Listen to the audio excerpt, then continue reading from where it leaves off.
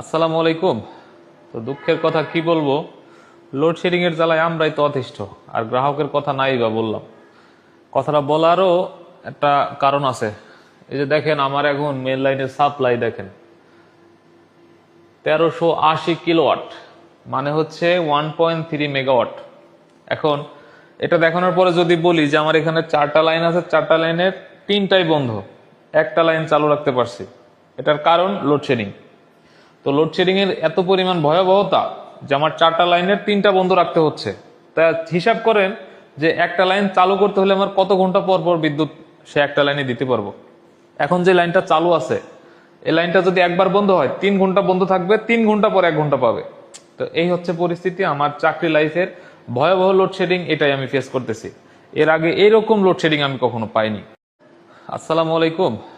তো দুঃখের কথা কি বলবো, লোডশেডিং এর জ্বালায় আমরাই তো অতিষ্ঠ, আর গ্রাহকের কথা নাই বা বললাম। কথাটা বলারও একটা কারণ আছে। এই যে দেখেন, আমার এখন মেন লাইনের সাপ্লাই দেখেন 1380 কিলোওয়াট, মানে হচ্ছে 1.3 মেগাওয়াট।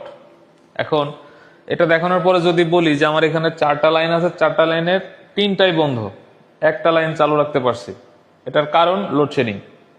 তো লোডশেডিং এর এত পরিমাণ ভয়াবহতা যে আমার 4টা লাইনের 3টা বন্ধ রাখতে হচ্ছে।